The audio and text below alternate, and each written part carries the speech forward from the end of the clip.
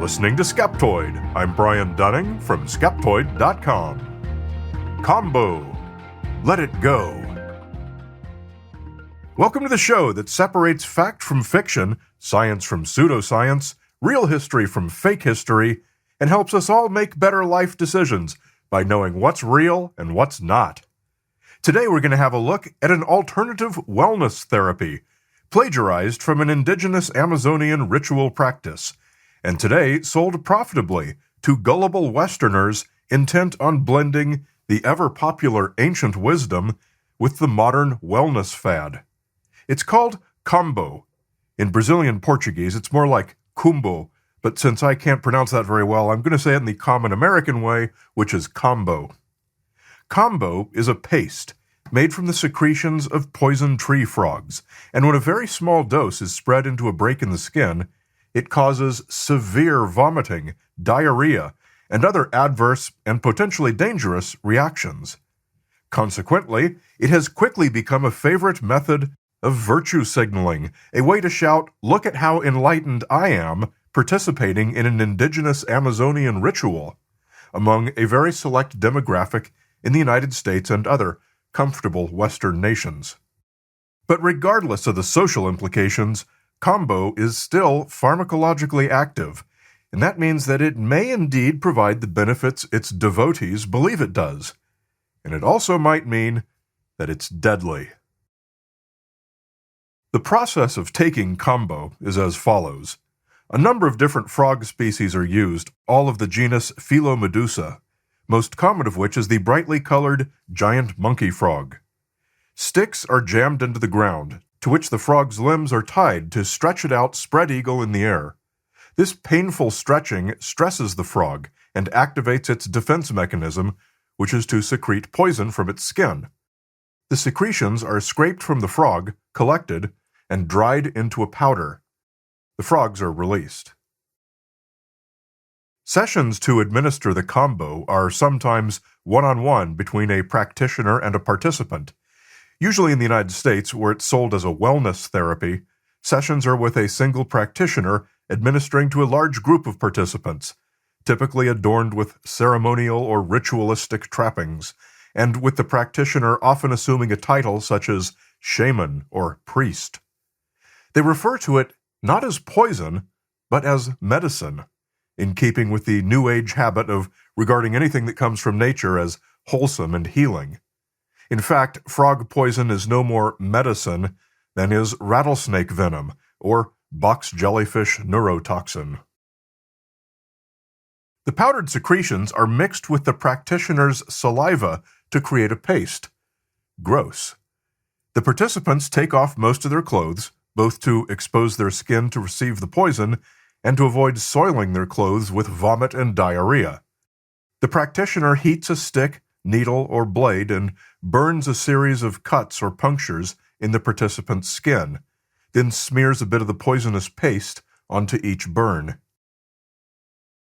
For some people, the poison takes effect immediately. For others, it can take several minutes, sometimes even up to an hour. The main effects are tachycardia, vomiting, and diarrhea. The face typically swells noticeably.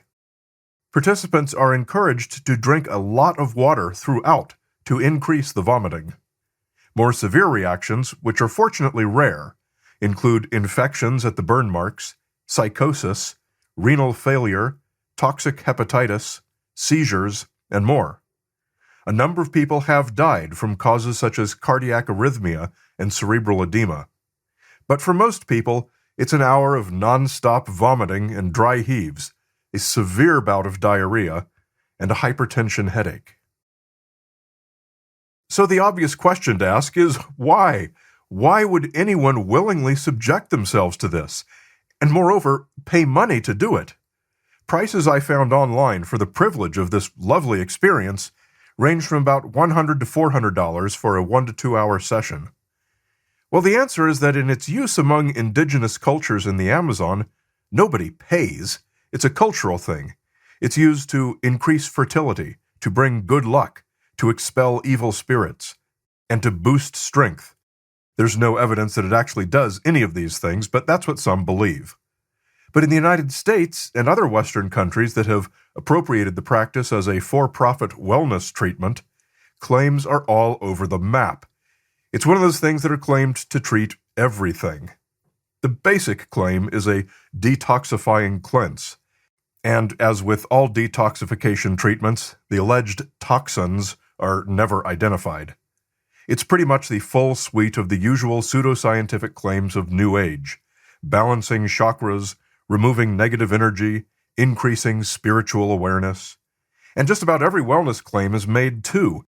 Kambo will cure depression, addiction, fatigue, and chronic pain. It helps you sleep better and confers strength and energy and mental clarity. It makes you a better manager, a better communicator, better at your job, and better at relationships. If anyone wants it, guaranteed there's a Kambo practitioner somewhere selling it. Beginning around 1994, a few Brazilians brought Kambo out of the Amazon and into the major cities, where they began offering it as an alternative therapy. From there, its growth was slow, but it suddenly went ballistic around 2020 in Silicon Valley, California, when a number of tech execs began using it and loudly proclaiming its virtues, and crediting it for their success. The stereotypical Silicon Valley people have a reputation for being gullible and for buying into every new age fad that comes along, no matter how ridiculous. But Kambo takes it to a whole new level. Watching videos of their group vomiting sessions made me suspect that this had to be a put-on. Someone had to have challenged themselves to come up with the most insane, disgusting, painful, and horrible ordeal, and then see if they could sell it to rubes with more money than sense. People writhing, groaning, sobbing with pain, some struggling to carry their vomit buckets as they try to stumble to a bathroom, others lying on their sides so they could squirt from both ends simultaneously. It's really quite a show. In one video I watched, a practitioner described projectile diarrhea. The scars created by the contaminated burns sometimes fade, sometimes don't. Among some user, proudly displaying those scars, lots of little dots in neat rows, is a status symbol, much like athletes who use cupping and are sure to show off their dark round hickeys. The poison has to be purchased and shipped from the Amazon, and you might wonder why not just bring some of the frogs up here and have your own unlimited supply. The reason is that wouldn't work. The toxicity of the poison secreted by the frogs comes from certain things they eat in their native Amazonian habitat. If you transplanted the frogs here and fed them regular frog diets, their poison would lose its toxicity. So for now, the powder has to be purchased from Brazil, where paradoxically it's illegal to sell it. Kambo is totally unrestricted in the United States and most other countries, with the notable exception of Australia, where several deaths prompted the Therapeutic Goods Administration to ban it. So somehow, creative sellers are getting it out of Brazil, and now it's easy enough to find and buy online, though of course as an unregulated substance, there are no standards at all for purity or potency. California shamans, beware. But participants need to beware even more. These Kambo practitioners are completely unregulated. Some of them have created their own training and certification programs, but they have no legitimacy outside their own little club. There is no such thing as board certification or accreditation outside of what they make up themselves, a practice intended only to deceive gullible participants into a risky, for-profit ritual. How risky? Some of the risks are fairly obvious, and all of them have resulted in at least some deaths or hospitalizations. Drug interactions are one.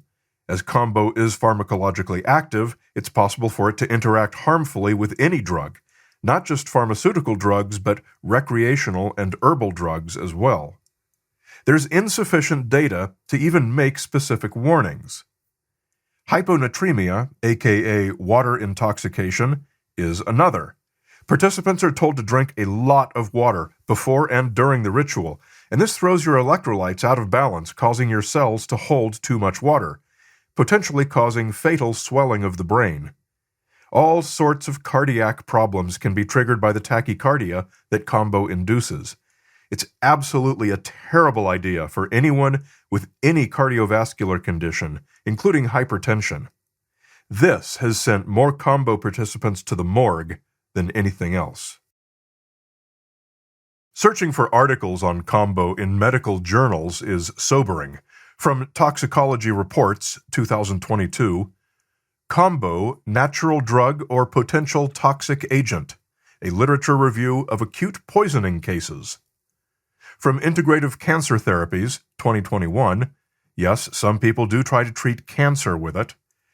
Kambo-induced systemic inflammatory response, a case report of acute disease progression of cholangiocarcinoma. From the Korea's Journal of Medical Science, 2020, Kambo frog poison as a case of esophageal rupture. This was the most common cause for hospitalizations that I came across in my research.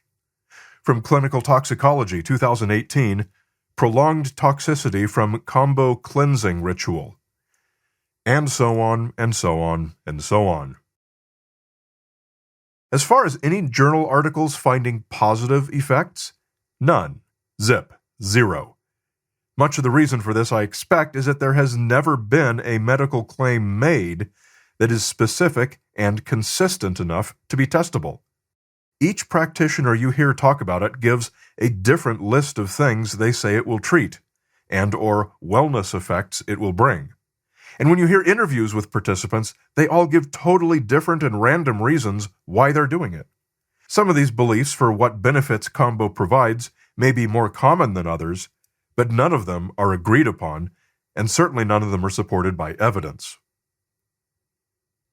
Should this change tomorrow, and the results of some clinical trial are published finding that Kambo does indeed have some medical benefit that exceeds placebo, that still won't be any reason to get excited.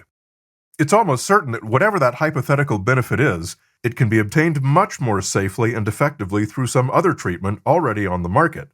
And moreover, without the severe vomiting, diarrhea, tachycardia, pain, disgusting mess, and high price tag.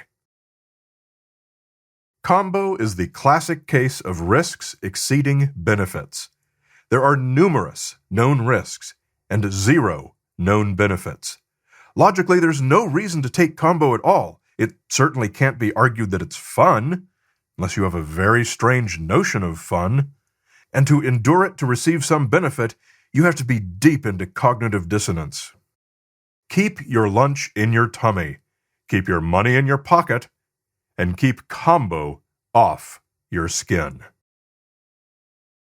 In the ad-free and extended premium feed, we'll add a quick sidebar about charlatans selling Kambo ceremonies to the mentally ill. To access it, become a supporter at skeptoid.com/go premium.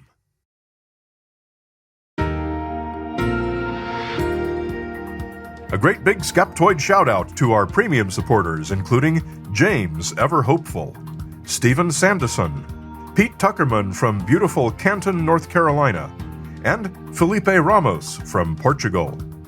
Sustainability is a popular theme in science, and the support from these premium members is what pays the bills of our nonprofit and makes Skeptoid sustainable. Please join them by becoming a member for just $5 a month at skeptoid.com and click Go Premium. And did you know that you can have Skeptoid come to you? I love doing live shows, either at meetup clubs, university groups, and conferences. I can show one of our movies like Science Friction or the UFO movie, or do a live podcast, or just give one of my popular presentations. For more information, come to skeptoid.com and click on Live Shows. You're listening to Skeptoid, a listener-supported program. I'm Brian Dunning from Skeptoid.com.